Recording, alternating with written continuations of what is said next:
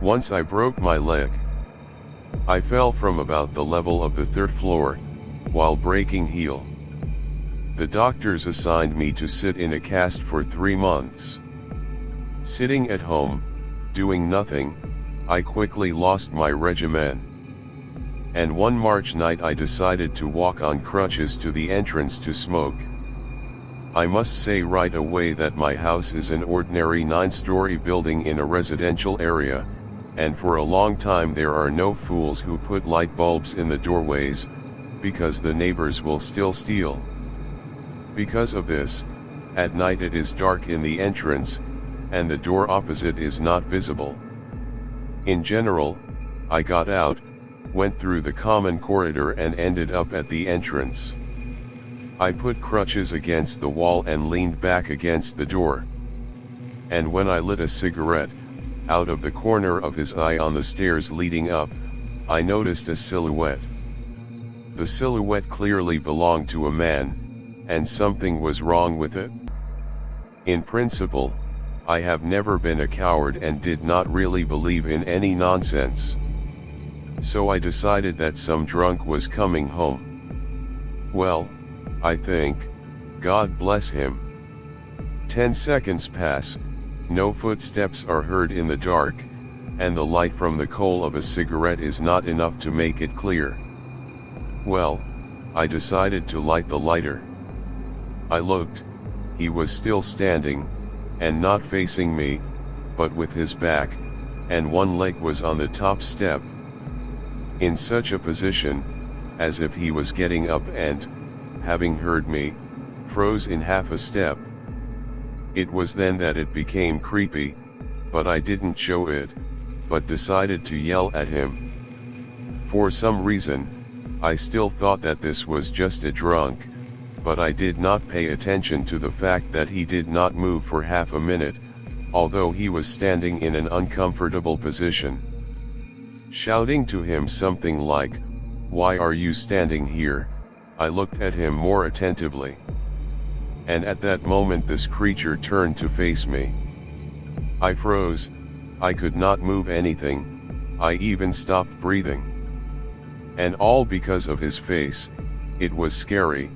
Black eyes, pale skin, instead of a nose and lips there were only outlines, just outlines, as if they had just been drawn, and with such an inept hand. The lighter went out, but it didn't make me feel any better. I saw his face in the pitch darkness as clearly as during the day. I can't really see anything, not his figure, not the stairs, not the elevator, just every little detail of his face. A hand burnt by a cigarette brought me out of my stupor, but I was still afraid to move, stood, and understood that if I twitched, something very bad would happen. Then he turned his whole body to me, and, naturally, I could not stand it. Without crutches, with a cast on my leg, a second later I jumped on one leg to the door of my apartment, slammed it shut and squeezed into the farthest corner of the corridor. I sat like that for about 20 minutes. Slowly the terror receded. I caught my breath. Getting up and completely calming down, I thought how funny I look, a healthy guy squeezed into the corner like a kitten. Then I remembered the crutches that remained at the entrance. Well, I think we have to go, otherwise they will steal it anyway. I jumped to the door, already decided to open it, but then something stopped me. I think I'll look through the peephole. And looked. Yes. Like the lousiest horror movie ever. I looked, and 5 centimeters from me, looking straight into my eyes, there was his face. My parents told me what happened next. They were woken up by a phone call at 4:30 in the morning. My hysterical voice was heard from the receiver, talking complete rubbish. Dad rushed to me abruptly. On the way, I caught up with an outfit of cops, saying that I was attacked. When we arrived, The door was closed. My father opened it with his key.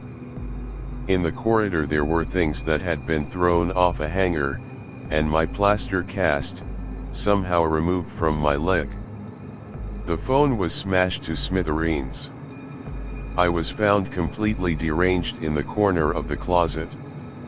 They gave me a drink of vodka and sent me to the hospital for a drug examination.